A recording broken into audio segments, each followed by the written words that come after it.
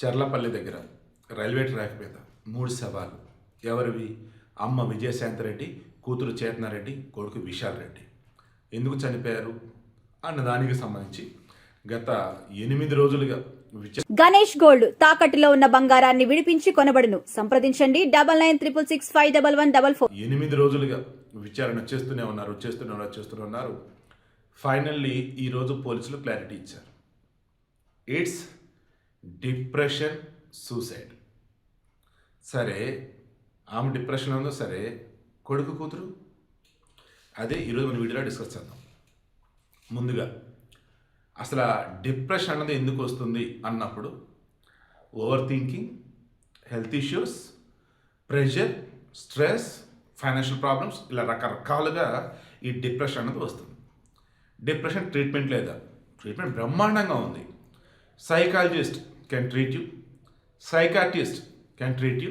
Of course you can only treat yourself. ఏ రకంగా explain చేస్తాను. ముందైతే విజయశాంతిరెడ్డికి సంబంధించి సింపుల్గా చెప్పేసి ఆ తర్వాత దీని నుంచి మనం బయటపడాలన్నప్పుడు ఈ డిప్రెషన్ నుంచి ఎలా చెప్తాం. ముందుగా విజయశాంతిరెడ్డి వాళ్ళ భర్త చెప్పినట్టు ఫైనాన్షియల్ ఎటువంటి ఇబ్బంది లేదు. బట్ వాళ్ళ అమ్మ వాళ్ళ అన్న ఇన్ని రోజులు చెప్పలేదు. బట్ ఫైనల్ ఈరోజు పోలీసు దగ్గర ఓపెన్ అయ్యారు. ఏంటి? ఆమెకి హెల్త్ ఇష్యూస్ ఉన్నాయట. అండ్ మనిషి గత కొద్ది రోజులుగా డిప్రెషన్లో ఉందట. ఒంటరితనం కావచ్చు, రకరకాలుగా. ఈ విషయం ఆల్రెడీ వాళ్ళ అమ్మకు తెలుసు. వాళ్ళు ఏమనుకున్నారు?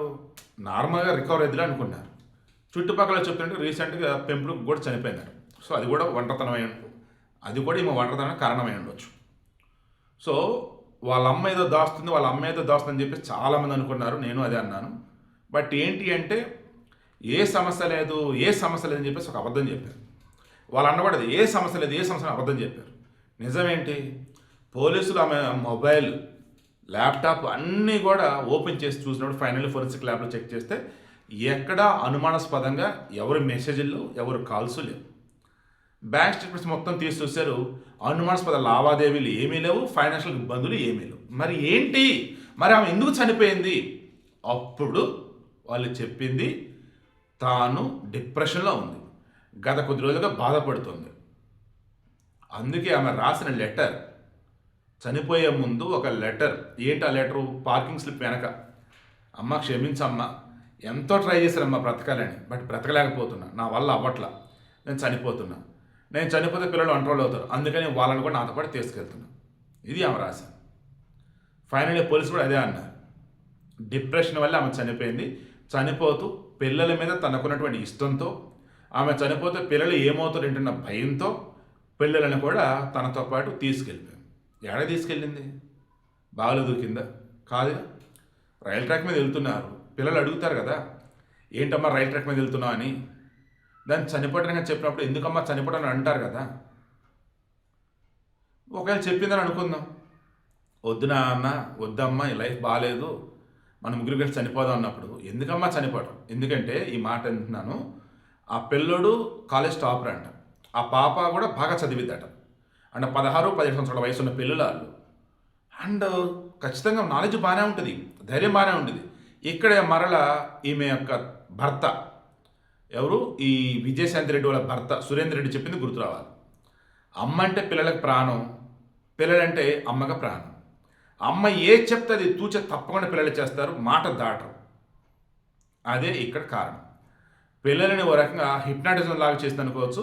లేదా అమ్మ మీద ఉన్న ప్రేమతో నువ్వే చెప్తా చేద్దామమ్మా, నీ బతకలని లేదా అమ్మా, సరే అమ్మా ఇప్పుడు ఏం చేద్దాం, ముగ్గురు సరిపోదాం అంటున్నావా, ఓకే అమ్మా, మరలా ముగ్గురు పుడతామా, మళ్ళీ ముగ్గురు స్వర్గంలో ఉంటాం. వాళ్ళ పిల్లగా తెలియదు, వాళ్ళ అమ్మ మీద చెప్పాల్సింది చెప్పుండొచ్చు. అది విచారణలో తెలిసిద్ది అంటే ముగ్గురు లేరు కదా, ఇంకేం తెలిసిద్ది. సో టోటల్ ఎపిసోడ్లో మరలా చెప్తాను, ఆ రోజు ఆ నైట్ ఆమె వాళ్ళ అమ్మకు ఫోన్ చేసి చెప్పాను. ఎందుకు? ఎర్లీగా వెళ్తున్నప్పుడు నీ కారులో వెళ్తున్నావేంటి, కంపెనీ కారు లేదా అన్నప్పుడు, ఈరోజు నాకు పని ఉంది అందుకే వెళ్తున్నాను అంది. ఏంటి ఆ పని అన్నప్పుడు మధ్యలో ఫోన్ చేసి చెప్పింది, పిల్లల్ని పిక్ చేసుకున్నాను, నాతోనే ఉన్నారు, ఫంక్షన్కి వెళ్తున్నాం అంది. మరి వాళ్ళ అమ్మ అడగాలి కదా ఏం ఫంక్షన్ ఏంటి అని చెప్పేసి, వాళ్ళకి తెలియకుండా ఉండవు కదా, మరి అడిగి ఉండొచ్చు, మరి ఏదో కవర్ చేసి ఉండొచ్చు. ఇక వాళ్ళ అన్నతో కూడా ఫోన్ మాట్లాడి ఉండొచ్చు, ఇంకా అతను కూడా ఏదో చెప్పి ఉండొచ్చు. అతనికి ఏదో ఫోన్ ఏం మాట్లాడింది అన్నది ఇప్పటికీ బయటికి రావట్లేదు. మేబీ పోలీసులు చెప్పాల్సిన చెప్పి ఉండొచ్చు వాళ్ళు. ఇక్కడ మనం మాట్లాడుతుంది ఓవరాల్గా డిప్రెషన్ అన్నది అసలు ఎందుకు వస్తుంది?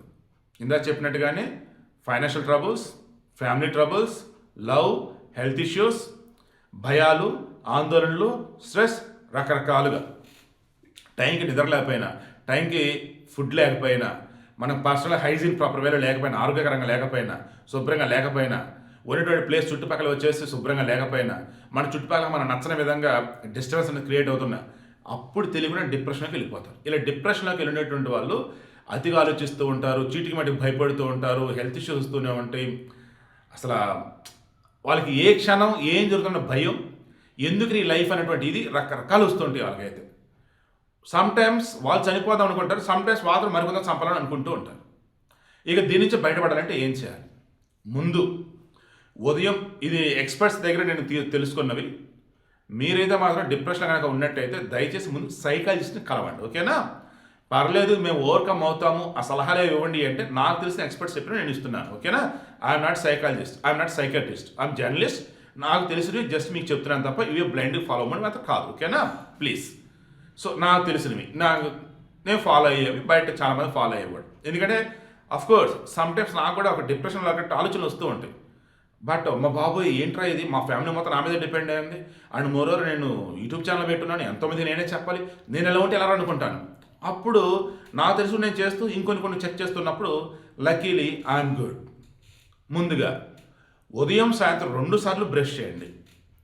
ఉదయం సాయంత్రం 2 పూట్ల చక్కగా స్నానం చేయండి. ఇంట్లో షవర్ కనుక ఉన్నట్టయితే షవర్ కింద స్నానం చేయండి, ఇంకా మంచిది. ఒక టబ్ కనుక ఉన్నట్టయితే హ్యాపీగా టబ్లో స్నానం చేసేయండి, ఓకే? ఉదయం సాయంత్రం స్నానం, ఉదయం సాయంత్రం బ్రష్ చేసుకోండి. అండ్ ఖచ్చితంగా మీకు నచ్చినటువంటి ఫుడ్ రోజు మొత్తం ఏదో టైం ఉండేలా ప్లాన్ చేసుకోండి. అది బ్రేక్ఫాస్ట్, లంచ్, డిన్నర్ 3 పూట్ల ఇంకా సూపర్. మీకు నచ్చిన ఫుడ్ ఉండేలా చూసుకోండి. చక్కగా నీట్గా మగవారు కానీ ఆడవారు కానీ శుభ్రంగా స్నానం చేసి మంచి బట్టలు కట్టుకోండి, మురికి బట్టలు కట్టుకోవద్దు, నీట్గా ఉన్న బట్టలు కట్టుకోండి. అండ్ మీరున్న ప్లేస్ ఏదైతే శుభ్రంగా ఊడ్చుకోవడం, తుడుచుకోవడం ఇదంతా జాగ్రత్తగా చేసుకోండి. మీ ఇంట్లో మ్యాక్సిమం మొక్కలు ఉండేలా చూసుకోండి. మ్యాక్సిమం అంటే ఇల్లంతా మొక్కలని కాదు నా ఉద్దేశం. కొంతమంది అసలు మొక్కలకి ఏం లేకుండా ఉంటాయి కదా, అలా కాదు. మొక్కలు ఖచ్చితంగా ఉండేలా చూసుకోండి. వాటికి నీళ్లు పోయటం, వాటితో కాసేపు చక్కగా సరదాగా వాటి దగ్గర ఉండటం. ఇలా నాకు పెట్ యానిమల్స్ ఇష్టం ఉండవు, బట్ పెట్ యానిమల్స్ ఇష్టపడే వాళ్ళు ఉంటారు కదా, పెంపుడు జంతువులు, అవి పెంచుకోండి. వాటితో పాటు సరదా కలిసి కాసేపు ట్రావెల్ చేయండి. ఉదయం సాయంత్రం ఖచ్చితంగా వాకింగ్ చేయండి. అండ్ ఒకే చోట కూర్చొని పని చేయకుండా ఎవ్రీ 1 అవర్ కొంచెం లేచి అటు ఇటు తిరుగుతుండండి. మధ్య మధ్యలో నచ్చినట్టు తింటూ ఉండండి. నచ్చిన వాళ్ళు, మన అనుకున్న వాళ్ళతో ఫోన్ చేసి మాట్లాడుతుండండి, లేదా బయటికి వెళ్ళి కలిసి అటు ఇటు తిరుగుతూ ఉండండి. అండ్ మధ్య మధ్యలో వచ్చేసి హ్యాపీ మీకు నచ్చినటువంటి ఏదైనా మూవీనా, సినిమానా, పాటల, ఇవి కామెడీ క్లిప్పింగ్స్ చూసుకోండి. అండ్ డివోషనల్గా అన్నప్పుడు మెడిటేషన్ మీకు ఓ రకంగా సాక్షాత్తు ఆ దేవుడే మీతో ఉన్నట్టు. మెడిటేషన్ చేస్తూ ఉన్నప్పుడు శ్వాస మీద మీకు కంట్రోల్ అనేది వచ్చినప్పుడు మీలో తెలియకుండానే ఉన్నటువంటి ఇన్నర్ సోల్ హ్యాపీగా ఫీల్ అయ్యింది. అది హ్యాపీగా ఉంది అంటే మీరు హ్యాపీగానే ఉంటారు. మళ్ళీ చెప్తున్నా, పరిశుభ్రత అండ్ మనకు సంబంధించేసి ఆరోగ్యపరంగా జాగ్రత్తలు, టైం టు టైం నిద్ర, time time food, over thinking అనేది వద్దు. ఏమాత్రం మీకు ఇబ్బందిగా అనిపిస్తూ ఉంటే దాన్ని దూరం జరగండి. మీకు కంఫర్ట్గా ఉండేది నచ్చింది చేస్తూ ఉండండి, నచ్చిన ఫుడ్ తింటూ ఉండండి, హ్యాపీగా నచ్చిన సినిమాలు వెళ్ళండి, ట్రావెలింగ్ చేయండి, గుడులకి వెళ్ళండి, మార్నింగ్ అండ్ ఈవినింగ్ వాకింగ్ చేయండి, మెడిటేషన్ చేయండి, నచ్చిన పాటలు, నచ్చిన సినిమాలు చూస్తుండండి. రోజులో ఒక్క పూట సరే మీకు నచ్చిన ఫుడ్ ఉండేలా చూసుకోండి. బ్యాడ్ హ్యాబిట్స్ అంటూ ఉంటాయి, వాటిని మానేయటమా లేదనేది మీ చాయిస్, బట్ కంట్రోల్లో ఉండేలా చూసుకోండి. సిగరెట్ దగ్గర ఉంటారు, డ్రింక్ చేసే వాళ్ళు ఉంటారు, అది ఏమాత్రం ఓవర్ అయినా చాలా ప్రాబ్లం అండి. సో లిమిట్లో ఉంచుకునేలా చూసుకోండి. మానేస్తే ఇంకా సూపర్. కొంతమంది మానలేరు, అందుకని లిమిట్లో కంట్రోల్ ఉండేలా చూసుకోండి. ఎందుకంటే అవి చాలా ఇష్టంగా ఉంటారు కాబట్టి మీలో కొంతమంది నచ్చినట్టుగా మందు తాకపోయినా, నచ్చినట్టు సిగరెట్ తాకపోయినా కొంత అల్లాడిపోతుంటారు. అందుకే అది మీ డాక్టర్ని అడిగేసి దాని దగ్గర ఫాలో అవ్వండి. నేనైతే ఒక కామన్ మ్యాన్గా చెప్తున్నా, ఓవర్గా మరీ చెప్తున్నా, డిప్రెషన్ అనేది మీ దరిదాపులు కనుక వస్తుంది అంటే మీరు నచ్చింది చేయటం అర్థం. మీకు నచ్చింది కనుక చేసుకుంటూ పోతే హ్యాపీగా ఉంటారు. మరలా మీకు నచ్చింది అంటే చంపటం, కొయ్యటం, తనటం ఇది కాదు కదా. ప్రశాంతంగా ఉండేది నచ్చిన ఫుడ్ తినటం, నచ్చిన ఆటలాడటం, నచ్చిన సినిమాలు చూడటం, నచ్చిన వాళ్ళతో మాట్లాడటం, ఇలా అన్నమాట. అన్నిటికి ఇంకో ముఖ్యమైన విషయం, డే మొత్తం మీద మీకు మెడిటేషన్ అంత ఇంపార్టెంట్, బుక్ రీడింగ్ అంత ఇంపార్టెంట్. మంచి పుస్తకాలు చదవండి, మీకు వచ్చిన లాంగ్వేజ్లోనే.